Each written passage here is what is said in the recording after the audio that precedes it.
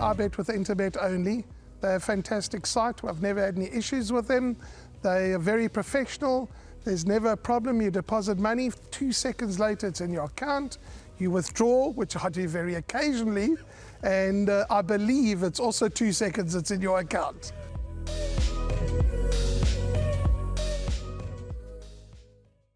Race 7 on the card, off at 14.50, the RH Construction and Concrete Floors Fillies and Mares 69 handicap over 1,200 metres is the first leg of Jackpot 2. A reminder, we have a 10 race card, so Jackpot 2 starts as always when we have 10 races with race number 7. We have a full field and they are betting 7-1 the field. But before we discuss the race any further, let's see if we can get some help from Garth Puller, Corrine Bistel and Mark Dixon. Blush of Dawn prefers the Polly, but she's getting on now. She's probably ready to go to stud, but she's working well and she could run into the quartet. Yes, Warren, you know, she's in good form at the moment. Obviously, it's quite a tricky field, you know, big field of 16, and you know, those fillies races are often tricky, but she's very well, and as I said, is in good form. We've got Muzi back on, which is a bonus. Obviously, my one concern is the high draw. Look, I believe they can win all over, but, you know, sometimes it can be a disadvantage, but she's very well. Yeah, she's been lovely to have. She's, you know, seldom runs a bad race. You know, last time things didn't quite go according to plan with her game. We've got Keegan back on, which is also a great bonus. And I also think she's a lot better up the straight. Again, she's got a hard draw, but she's very well and hopefully can run accordingly.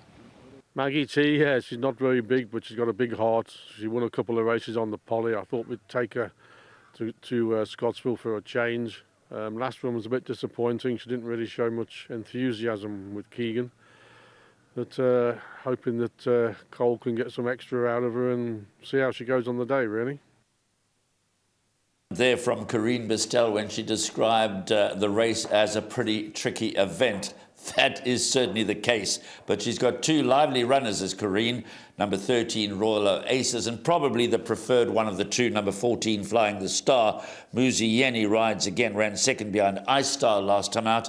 And before that beat Kylie's Fate. Now, interestingly, those last two runs for number 14, Flying the Star, won the Polytrack, but she's got solid form at Hollywoodbets Scottsville. Anything can win this. Plaza Record banker, possibly Gorgeous Guy banker. I know this is a big field. I can't be of any help to you. I think you have to go the field. The betting tells the whole story, 7-1 the field. What I will point out is I mentioned earlier that Sean Tarry has come into town to Hollywoodbets Scottsville with just two runners. Well, we've already discussed the first in an earlier race. In this event, he saddles number 3, Tis Magic. And once again, it's Richard Faree that takes the ride. So let me go through the horses that are quoted in single figures. Number 2, a little bit naughty, is at 8-1. Needs to step up on recent form. Number 3, Tis Magic, one of only two runners from the Sean Tarry stable. Richard Faree takes the ride. Tis Magic, 7-1. Disappointing last two runs, but certainly can win on best form. 4, Kylie's Fate is not in the betting, but has the ability to win a race like this. Then over the page, number 6, Blush of Dawn, we heard from Garth Puller, that's at 8-1. Chelsea Blues at 8-1, that could certainly be a factor for Duncan Howells and Sean Veal in the Hollywood Syndicate colours. Cinnamon Blush, Atiem Goodwa and Wendy Whitehead ran second behind Shanta's Pride over 1,200 metres last time. That was on the turf track. That was at Hollywoodbets Greyville. Form at Hollywoodbets Scottsville is decent, and at 9-1, also possibly one of the leading lights in a very, very open race. 13 Royal Oasis at 9-1, 14 Flying the Star at 9-1. The rest are all in double figures, but the fact that they're in double figures doesn't mean they don't have a chance. This is an incredibly tough fillies and mares handicap at the 69 level. I'm not clever enough to narrow this down, so I'm going to go the whole field. Pushed into a corner, my each-way play would be number 14, Flying the Star. My name's Danny Diliberto, founder of Ladles of Love. It was founded back in 2014. Communities we work with are all over the peninsula, and we're working with 138 beneficiaries now. We've grown exponentially.